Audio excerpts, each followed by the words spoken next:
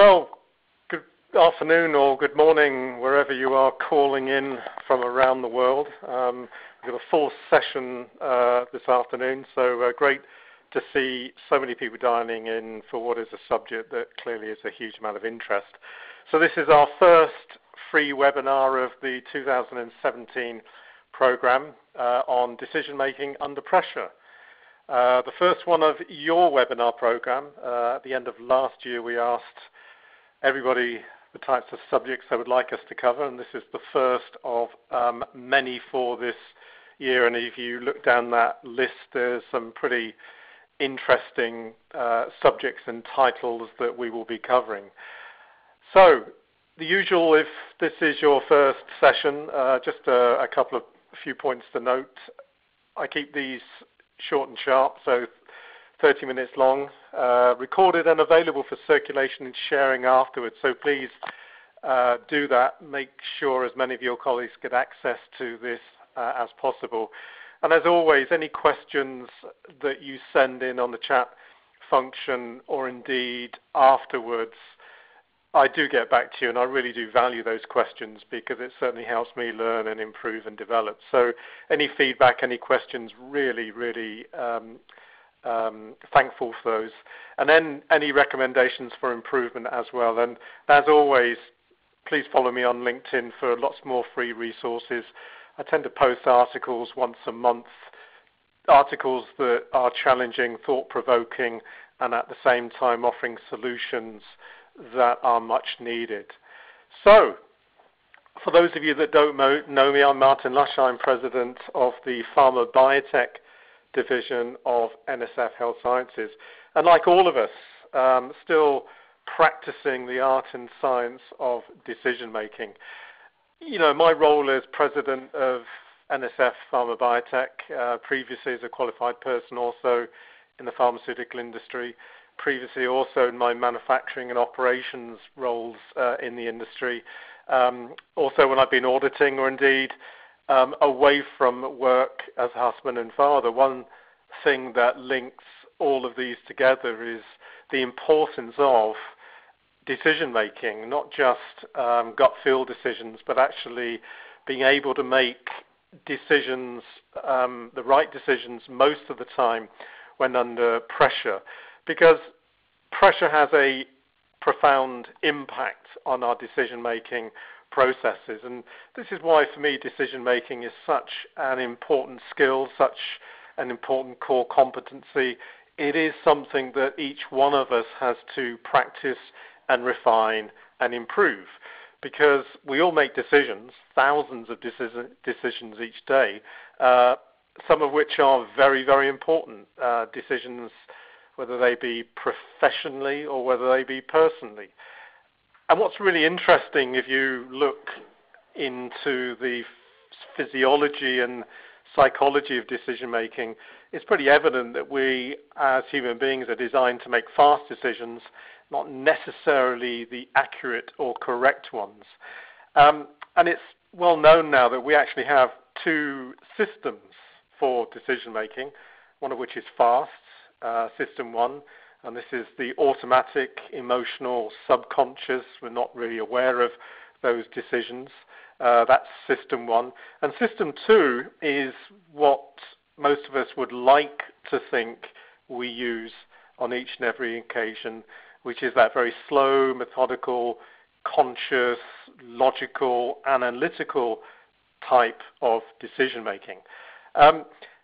And the challenge for us actually is the ability to use both of these systems relative to the situation that we actually face. And certainly what I want to do in this session is for you to go away with a very clear understanding of your own rules for effective decision making.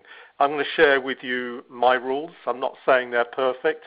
I'm not saying they fit every situation. But what I want to encourage you to do, no, what I want you to tell you to do, because this is such an important area, personally and professionally, is for you to think about your own simple decision-making rules. Because when we get this wrong, the consequences can be profound. And I think when we each reflect on decisions that we've made that have turned out to be good or bad or indifferent, or we've experienced those, we actually realize there is a profound difference, and our ability to make the right decision under conditions of high pressure can have a profound impact. Now, I've got a quick quiz for you, okay? So I'm going to give you 10 seconds to make a decision, okay? So I'm going to describe it, give you 10 seconds, and then I want a decision. So I want you to imagine you're the person there holding that, I guess, what's it called, that lever. And a brain freeze moment there, that lever. You see this train barreling down towards 4 of your colleagues, and you have a decision to make in a fraction of a second.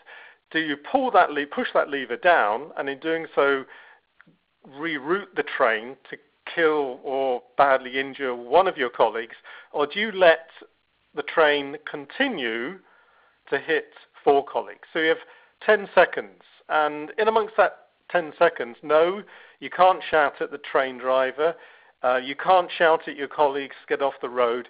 You have a choice, kill 1 or kill 4. Major decision? Another scenario. Same train, different situation. You're standing up that tower next to a really, really fat and obese gentleman. No lever to pull this time, so you have a decision to make. You either let the train hit your 4 colleagues, or you push that poor obese gentleman. He's that obese actually because he's going to be able to stop that train when he hits and stays on the track. Okay, so what are you going to do? Scenario 1, quite simple. Scenario 2, actually a little more challenging. Now, before we get into all of the debates around, will I be accused of murder, is this manslaughter, is this actual bodily harm, and all those kind of discussions, in reality, the first scenario, I think, because when I've done this in front of audiences, the hands tend to go up very, very quickly, and they say, well, Martin, we would rather not make that decision, but it's simply a case of sacrifice 1 or sacrifice 4, so we will sacrifice 1. So that first scenario is easier, not necessarily easy, but easier because it is actually just a simple problem of math. In other words, you're trading 1 for 4. And the parts of your brain that guided you are those parts responsible for that logic. Second scenario actually is a lot more challenging because you have a lot more questions to ask. There's a lot more emotion involved in that second scenario. You physically got to push this person. Are you going to be found guilty of murder in this case? Who knows? In that situation, additional fast emotional networks are used in the brain. And in this scenario, there is a conflict between that fast and that slow network that we were referring to earlier. So typically that first scenario, as hypothetical as it is more challenging than the second. And that's because different parts of the brain are involved in those decision-making processes. Now this is really important to remember later when we come to understanding the rules of decision-making that I want you to really think about doing. When it comes to that logical decision, is it 4 dies or just 1? These are the areas of the brain, mainly at the front, what we call the prefrontal cortex, where that logical analysis and deduction takes place. That second scenario, which was a lot more intimate, you're standing next to the person who's about to die, you're going to have to physically touch that person in order to save those 4. That decision involves different parts of the brain, what we call more of the amygdala, the reptilian, more rudimentary parts of the brain. So one of the challenges in decision making is to really view decision making a bit like being a charioteer. You're constantly wrestling between the white horse of reason, that is the prefrontal cortex, where the logical deductive analysis takes place, and killing 1 versus 4, versus the black horse of emotion, which is the reptilian part of the brain, that second scenario that we gave earlier. And this is where, to cut to some really, really simple rules that allows you to manage that control, manage those two horses, that logic versus emotion, is really, really key. Because in the absence of some basic rules, what tends to dominate is the emotional part of the brain. So all of our decisions, therefore, become very emotional, very gut feel. Now, there are some situations where that is fine, but there's also a lot of situations where that is not good enough. And it brings me to the importance of applying some very simple rules. Now, I did a post on LinkedIn on complexity, whether we're really paralyzed by complexity or not. And one very simple way of cutting through complexity in anything, now we're just here talking about decision making, but you can apply this principle to anything. And that is to have some very simple rules with dealing with a particular situation. Now, these rules are not universal, as we'll see later. They're tailored to a particular situation or practice. They allow you to act without having to rethink every decision. And they're easy to remember and habituate because we limit them in number, typically no more than 5. They provide clear guidance, but with a level of flexibility to exercise discretion. In other words, what I call concrete guidance. And they provide for our decision making some structure and allow us to focus really on what matters. So I'm going to really boil down the complexity of decision making into simple rules, just 5 of those. So key learning objectives is to share those experiences, briefly tell you what science tells us about decision making, build on what I've already discussed. I'm going to encourage you to think about what works and what doesn't, and then I want to move you towards identifying your own decision-making rules. Because, most of us think we are scientists, pharmacists, engineers, we think like Spock. In other words, that very logical part of the brain, the prefrontal cortex, allows and drives our decision-making process. In other words, it's very logical. We gather data. We objectively assess that data. We weigh up the pros and the cons. We make a decision, all very, very quickly. But in reality, this does not happen. Now, one of my key questions to you all is, what are your toughest decisions and why? Now, I'm not going to be able to explore this as I do in our courses, but one thing I'd really encourage you to do, ladies and gentlemen, after this session with your colleagues, because so many of you are sat there with colleagues using this as a lunch and learn, is to really write down immediately after this session your toughest decisions and why are they tough. Now, when I run this session on our courses on risk-based decision-making and risk-based decision-making in the manufacture of sterile products, where we look into this in considerable detail, I split the group into 2. And one group, I ask the question, look, reflect on decisions that have worked out well, your good decisions, and characterize why they did work. And in the opposite corner, to ask the rest of the group, when you've made poor decisions, so you've reflected on that decision maybe days, weeks, sometimes hours afterwards, and you realize that actually it's the wrong call, the wrong decision, why? So I'd really encourage you to do that, because this really does distinguish between what makes a good decision maker and what makes a bad decision maker. And a bad decision maker is one that relies purely on one decision-making type, the emotional decision maker, or the very logical and analytical decision maker.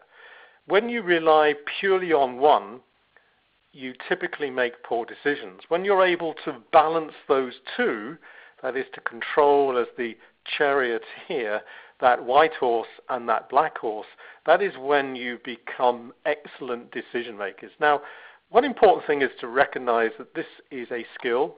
It can be learnt, but to be applied, it has to be practiced and practiced and practiced and practiced and practiced and practiced until it becomes automatic. Now, many of you have seen this slide before because this is really a reflection of all of the challenges that we face when we're making decisions. Because, as I said earlier, the brain has really been evolved over time to make decisions really, really quickly rather than taking into account accuracy. And all of these factors, whether it be hydration, distraction, cognitive overload, the impact of stress, the absence of sleep, the impact of groupthink, all of these have a massive impact on our ability to make decisions. And this is why rules, 5 of very simple rules, can dramatically transform our decision-making processes because they control, influence all of these weaknesses. Because certainly when it comes to stress and emotion and pressure, and there's certainly a lot of this going around at the moment, and it is only going to get more challenging.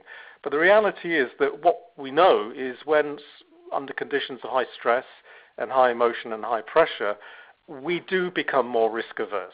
So we always fail safe, which you might think is okay, but it's not, because we may be creating more risk as a consequence of becoming risk averse. Stress, emotion and pressure also cause us to ignore, sometimes to shut down vital information. Stress, emotion and pressure also drive towards consensus, which is otherwise known as groupthink. We also have a tendency to oversimplify. They also erode short-term memory, and we're always at risk under conditions of stress, emotion and pressure to forget important context, in other words, the big picture. Now, I want to share with you a story, a real-life case study. This is about a Sergeant Edward Montoya, who was a paramedic in the 67th Combat Support Unit in Iraq. On the 21st of December 2004, he was in a packed canteen in Christmas celebrations on the forward operating base called Merez. Unfortunately, a suicide bomber managed to get into the canteen and exploded a rucksack full of explosives and ball bearings, and in doing so, tragically killed 22 and injured 72 in the aftermath. Now, the actions of this paramedic saved dozens of lives. Now, you can just imagine, well, I don't think we can imagine the aftermath, but he managed to control his very, very strong emotional brain, the part of the brain, the amygdala, that controls our flight, fight, and freeze response, to enable him to go about his job and to save dozens of lives in the process. The way he managed to do that was by actually applying simple rules. And as I said earlier, these are not universal. They importantly allow us to act without having to rethink, and they are memorable, therefore easy to remember, because they're few in number and very, very focused. So, as with most paramedics, he embarked upon and succeeded in passing his combat life-saving training, where he was indoctrinated with some simple rules. Now, I'm using this as a case study to demonstrate how simple rules, when they're right, refined, practiced, and applied, can dramatically change your decision-making process. These rules allowed him to spend less than 1 minute per casualty. these rules allowed him to triage, which is to sort by commodity, in other words, to risk rank by applying these rules. And these are the rules. Rule number one is to assess level of consciousness using the AVPU assessment. How alert are they? If they're not alert, can they follow verbal commands? Is there response to pain? Is there no response at all? So application of these really, really simple rules alongside assessment of pulse, alongside assessment of respiration, spending 30 seconds per patient allowed him to triage, and what he did was to color code based upon either stable vital signs, they were tagged green, red was urgent priority, attention, orange or amber was priority 2, and lastly black was the likelihood of dying, and in other words, just to receive palliative care. Now, the point I'm making is that in amongst that terrible situation when his emotional part of his brain was telling him either to fight, run away, or freeze, he overcame that really, really strong desire, that emotionally driven decision-making process, by applying these simple rules. And in doing so, 50% reduction in mortality as a result. Now, one of the key things, and I'm going to share with you my decision-making rules later, is writing down the rules is one thing, but what is vital is practice and refinement. So with his colleagues and other paramedics, he would practice these rules, the AVPU rules, the rules of assessing vital signs, breathing and respiration and bleeding. Using computer simulations, they would practice them under simulated conditions at night in the dark, live fire exercises. They were given immediate feedback. So this is the military's approach to the plan, do, check, adjust, the Deming cycle, plan, do, check, adjust. In other words, we're not just practicing to habituate the rules, we're also practicing to refine them as well. And a similar situation happened with the US Airways Flight 1549, and this is back in 2009, where this aeroplane hit a flock of Canadian geese, double engine failure. They were forced to land on the Hudson River, and all the crew and all the passengers survived.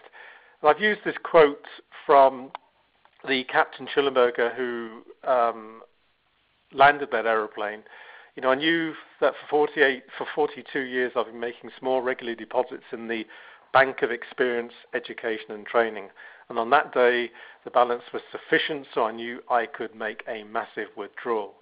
So what he's really saying is that he didn't just use his emotional decision-making process. He managed to control that emotional part of the brain that could very easily have led to panic and poor decision-making by applying some simple rules. So, his prefrontal cortex, that seat of logical analysis that we discussed earlier, his prefrontal cortex kept those emotions under very, very tight control. He managed to tune them out. And really, really good decision makers are able to do that. As soon as emotion is engaged in decisions, and that often happens under conditions of pressure and stress and anxiety. But as soon as emotions are involved, we often make poor decisions. So when you reflect back to that exercise I gave you earlier, when I said, what characterized good decisions versus bad decisions, while I've run this session on face-to-face courses, one thing that does always come up is that at the seat of, or the cause of a lot of poor decisions is the emotion that is engaged as a result of the stress and the anxiety at that time. So good decision makers are able to control that black horse of emotion. Now, another way of seeing this is to describe, as Steve Peters eloquently does in his book, The Chimp Paradox. Steve, very influential sports psychologist, who very quickly realized that really good sportsmen and women are those under conditions of extreme pressure who can make the right decisions. And what Steve uses to describe the decision-making process, he describes the prefrontal cortex as the human brain. He describes the memory component as the computer brain, and he describes the emotional component, that amygdala, as the chimp brain. So the title of his book is really, really key, because the premise is if you can manage the chimp, in other words, manage your emotions, you are going to be a far better decision maker. Because that chimp brain, that reptilian brain, is there to protect you. It is when an event happens, the chimp brain, the reptilian brain, the amygdala that controls the emotion, that fight, flight, freeze response, is always the first part of the brain that becomes engaged, because it's there to protect us. So that is the reality. But what is really, really important is that we allow the human brain, that prefrontal cortex, to be engaged for the logical analysis and the problem solving. We also need the computer brain, that is where our memory exists. That's where we can call upon our experience, call upon our knowledge to help us in the decision-making process. So what is really, really key is management of that chimp to enable the rest of the brain to be engaged in the decision-making process. Now, one task I would like you to do, not now, but certainly after this session, is to consider your most challenging decisions, remind yourself what works and what doesn't, and design your own decision-making rules. Now, I'm going to share with you mine, but what is really, really important is for you to reflect on what works and what doesn't for you, to reflect on those excellent decisions that you've made in the past, to compare those with the not-so-good decisions, and to come up with a set of 5 rules that really resonate with you so that you can apply, habituate, and practice them until they become automatic. Now, just a reminder, they're not universal. They are there to provide you with a vital framework, some reference points that allow you to manage that chimp. In other words, to control that black horse of emotion so that you can engage fully the other decision-making parts of the brain, and in doing so, make the right decision at least most of the time. Now, some of you already know I'm used to be at least, a very keen mountaineer, so I, from a very early age, used to disappear off into the mountains, actually climbing to very high levels both in the Alps as well as Scotland in winter, and lots of rock climbing. I advanced to becoming a mountain leader, so my job was to take young adults at the time into the mountains, give them the excitement that they were paying for without killing them. And, you know, I've been mountaineering for the best part of 45 years, and I have 5 rules. Now, these rules have saved me on many occasions, and it demonstrates their value. So if any of you out there are keen walkers in the mountains or that type of thing, these will probably resonate with you. So my mountaineering rules to enable me to give those under my responsibility the excitement they were looking for, but without damaging them, were these. Number 1, make sure the group is capable of what you are asking them to do, technically and physically. Number 2, get your weather forecast, not just on the day, but the day before and 2 days before, because the ground over which you are walking, the conditions that you will be experiencing, will be influenced by the weather over the previous 3 days. Start early, finish early, because in mountaineering, if you start late and you're descending in the dark, that is when accidents happen. Number 4, always move at the pace of the slowest. And number 5, always remember there's another day. In other words, turn back, 10 minutes before it's too late. Now, in my mountaineering career, these simple rules, so when I'm in the midst of very bad weather, often challenging conditions, I apply these rules, and these rules, well, I'm 57 now, still going, and they've worked, so clearly they've been very successful. Now, here are my decision-making rules. If you're in my office now with this webinar, right in front of my desk, I have a piece of paper taped, not too elegantly to my wall, that summarize my general decision-making rules, and I could call them my GUROT rules. So I've given myself a method of remembering them, GUROT. Rule number one is always establish a gap between the stimulus and the event, your decision. To do that, I say to myself, a what? I say to myself, am I willing at this moment in time to positively contribute to this situation? And I actually say that to myself probably one or two or even three occasions. And in doing so, you create a space.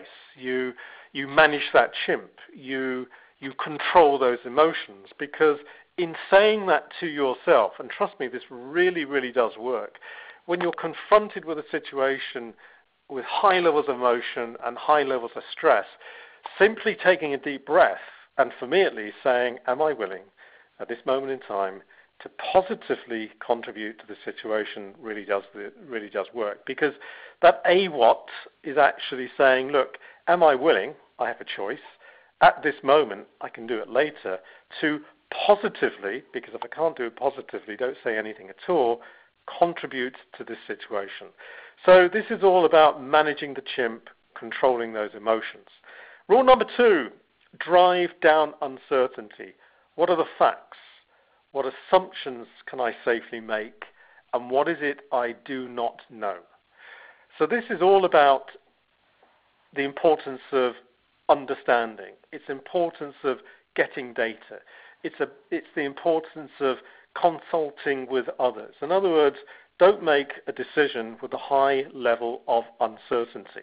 So really good decision makers have the ability to drive down uncertainty by really understanding as best they can the situation, the facts, the assumptions, and the areas they don't know. So that's rule number two. Rule number three is, right, now that you've got the information, you've controlled your emotions, do your risk assessment. Be data-driven. What's the severity of harm, probability of occurrence, and would I detect the consequence? Rule number four is, okay, what options do I now have? And rule number five, what are the trade-offs? Because there's always pros and cons that generates better options, and then you select the best option. So they are my rules. Now, are they perfect? No. Have they stood the test of time? Yes. Have I habituated them? Yes. Do they form the basis of my decision-making? Yes. One important point to emphasize, ladies and gentlemen, is that third step, because so often, particularly in the risk-averse industry, that is the pharmaceutical industry, we overplay risk. Risk assessment is really, really key, and these are the basic questions. You know, is the consequence of this going to kill me or others? Is it going to harm me? What's the real probability of this happening? Can I do anything about it? And that's when I take deep breaths, create the space, excuse me, and then slow the thinking process down. So when it comes to risk assessment, ladies and gentlemen, pay particular attention to that. Now, having the rules is one thing, practicing them is another thing. And this is where so often we don't give the attention it deserves. Generate your rules.